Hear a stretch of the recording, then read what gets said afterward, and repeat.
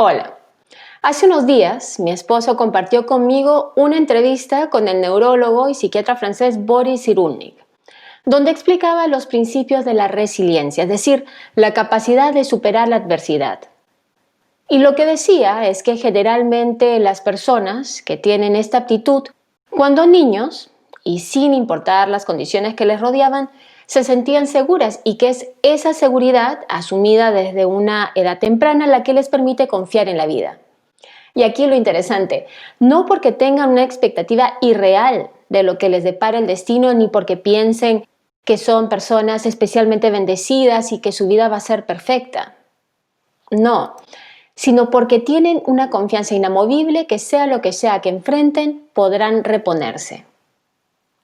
Ahora, eso no significa que aquellos que por distintos motivos no se sintieron seguros de niños estén condenados a derrumbarse ante la adversidad, porque la resiliencia se puede aprender, se puede desarrollar.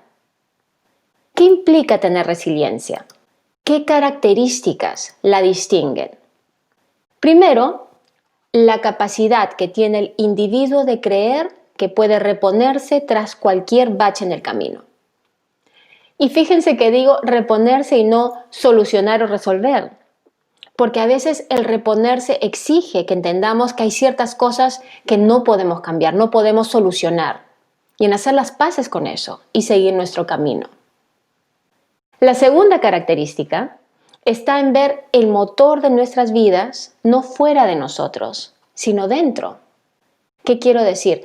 Entender que somos nosotros los que determinamos nuestras vidas, con nuestro actuar o nuestro modo de reaccionar ante las circunstancias.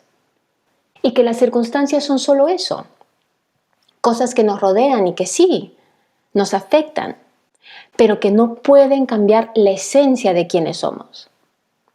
Una persona que ve el motor de su vida como un ente externo va a entender que es una víctima del destino o de las malas personas o del sistema o del mundo. Y va a estar tan abrumada y sentirse tan indefensa que se va a ensimismar. Va a quedar atrapada en esa pena, esa compasión que siente por sí misma, enfocada solo en sus dolencias.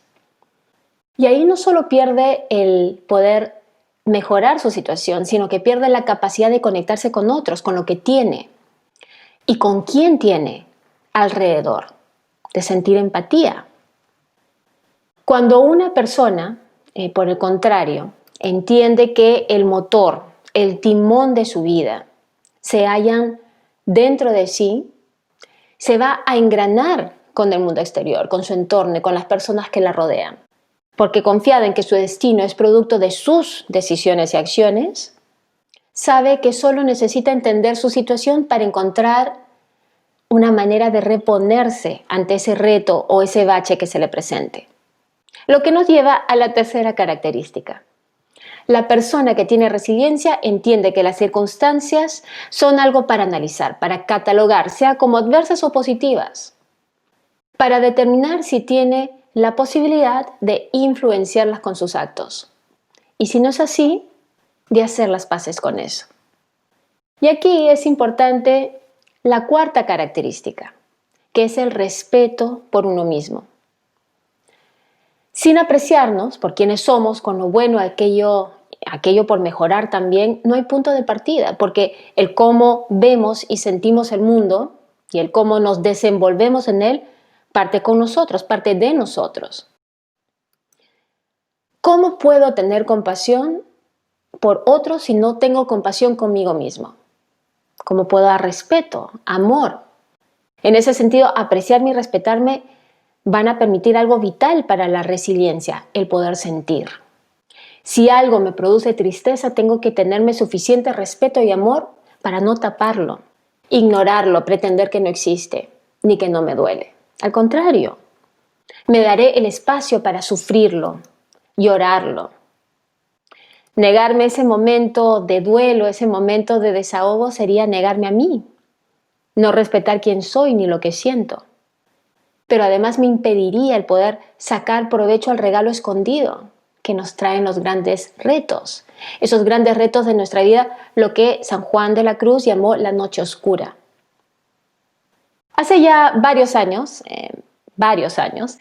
Un amigo nos trajo una planta de regalo. En realidad era más una ramita que una planta. La planta original era de su mamá, quien le había regalado una rama a él, que luego creció, de la cual él había tomado otra rama y que nos la estaba regalando. Y no se acordaba del nombre de la planta y nunca supe qué tipo de planta era hasta ayer. Su nombre es flor de luna, en inglés moonflower, y da una flor blanca y morada con una fragancia parecida a la del jazmín. Pues descubrí que es una flor que necesita de la oscuridad para crecer y florecer. Es más, cuando digamos que en la naturaleza se vale de las criaturas de la noche, de los murciélagos, las polillas, para su polinización. Y al igual que esta planta, porque eso fue lo que me hizo de alguna manera explorar este tema. Al igual que esa planta, nosotros también crecemos en esos momentos de oscuridad, en nuestras noches oscuras. En esos momentos en que podemos silenciar nuestros sentidos, silenciar nuestras dudas, silenciar los sentimientos adversos, solamente para dejar un espacio. Para dejar un espacio, precisamente el silencio, en el cual procesar sin juzgar. Y esto es algo especialmente importante ahora que estamos bombardeados por las redes sociales y 1001 contenidos virales. Nos hace mucha falta escuchar nuestro interior. Es ese silencio el que nos lleva a la quinta característica de la resiliencia, que es el poder encontrarle el lado positivo a las situaciones que enfrentamos, porque en el silencio es que se da la iluminación. ¿Cómo podemos encontrar el lado positivo a algo que nos hace sufrir, o nos frustra, o hiere? Comienza por la aceptación, por aceptar la situación. En la mayoría de casos, los sentimientos negativos que sentimos son el resultado nada más que de nuestras expectativas, de cómo quisiéramos que las cosas fueran distintas. Y nos centramos en la injusticia de la situación, en lo que consideramos que es nuestro infortunio, en cómo quisiéramos cambiar lo que no podemos cambiar. Es decir, comenzamos a ver el motor de nuestras vidas como algo externo. Pero el tener resiliencia nos permite retomar el control de ese motor, nos permite recentrarnos. Aceptada la situación, dejamos de reaccionar y podemos tomar distancia, analizar la situación y ver dónde está la lección, dónde está lo positivo. O sea, ya comenzamos a poner en marcha nuestra capacidad de resiliencia. Y en ese proceso vemos que podemos aprender de la situación, porque las personas con resiliencia tienen la capacidad de encontrar significado en sus vidas, de encontrar las lecciones en lo que pudiese considerarse como algo adverso. Y aquí la sexta característica, ser agradecidos. Y de eso ya hemos hablado en otro video, así que no voy a ahondar mucho en eso. Pero se acompaña con la séptima, que es ser flexibles y adaptables. Y es que, como ven, las características están entrelazadas. Por ejemplo, ¿cómo puedo ser flexible si no puedo dejar ir mis expectativas? Si me centro en cómo creo que deben ser las cosas, voy a ser rígida. No voy a ser flexible.